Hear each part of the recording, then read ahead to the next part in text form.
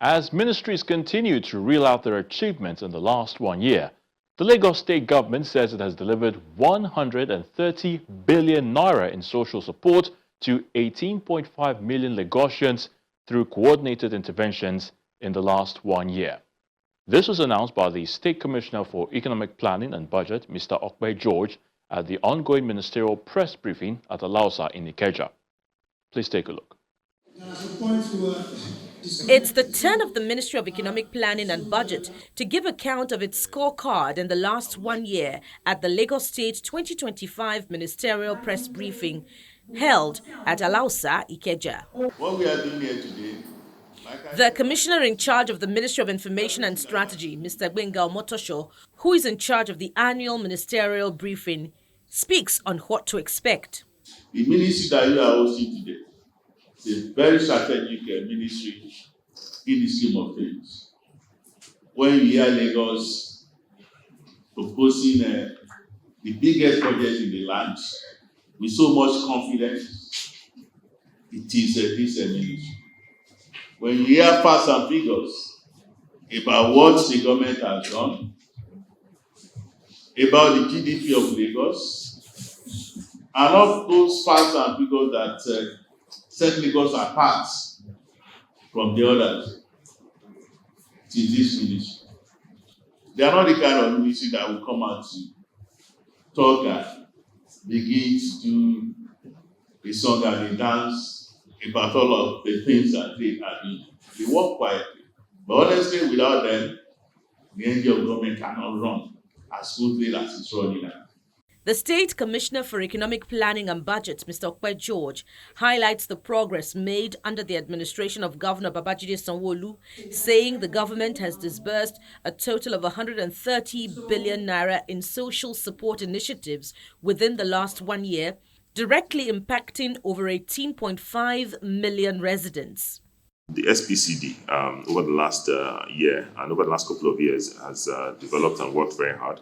So we found that last year we scaled up our social protection framework, and that has helped us. It has helped us deliver targeted interventions to over 15-16 million residents through various strategic programs like the Unje Eco, which was very successful at discount markets, subsidy and transport support over last year.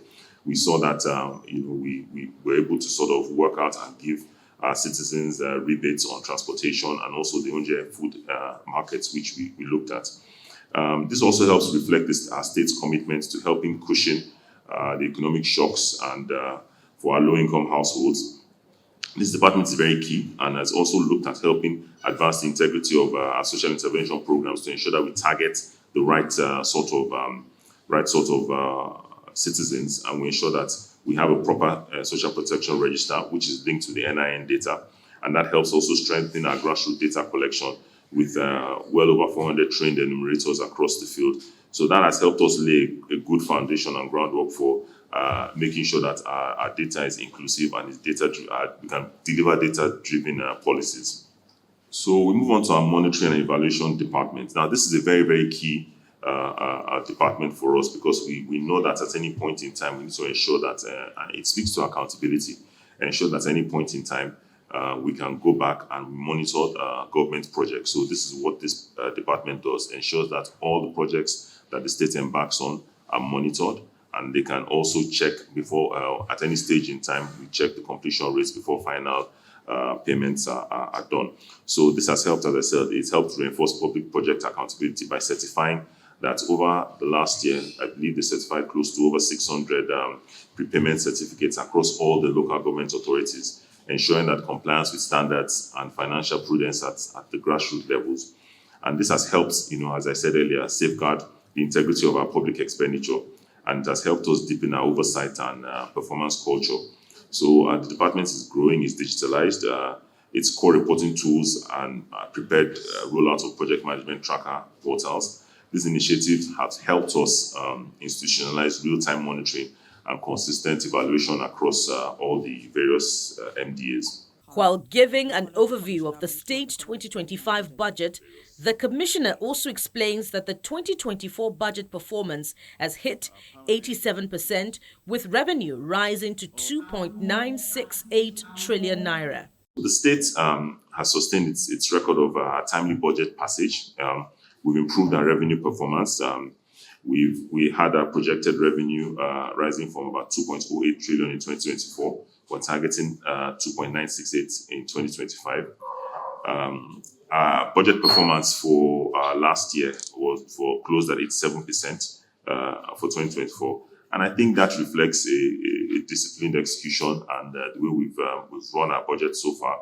And it also points to our effective fiscal management and our citizens' engagement, which was prioritized.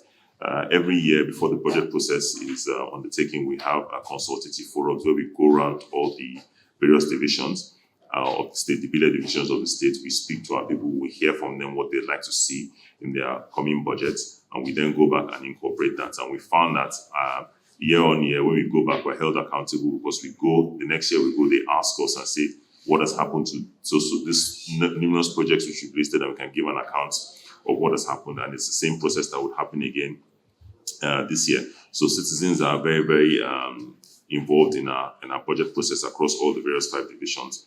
And we look at a cross-sectional expenditure framework that ensures that there's a fairer and more impactful way our resources are allocated across all the sectors of the state. This next slide just takes a brief overview at the 2025 budget, which reflects Lagos' commitments to balance and sustainable growth. Total budget for 2025 stands at 3.366 trillion. We have a capital expenditure allocation of 2.071 trillion. And again, that emphasizes our key on infrastructure development and economic growth. We have a recurrent figure which is set at 1.295 trillion, which focuses on the operational costs of the states and state services. We have a total revenue projection of 2.968 trillion, with the financing gap, which is addressed, which is close to 398.622 billion. So that ensures our fiscal balance and continued investments in key sectors. Last year, we're very, very proud to ensure that as a state, we crossed the 1 trillion naira mark from our revenue generation, which was a good achievement. And I must commend the LIRS and the finance family for that.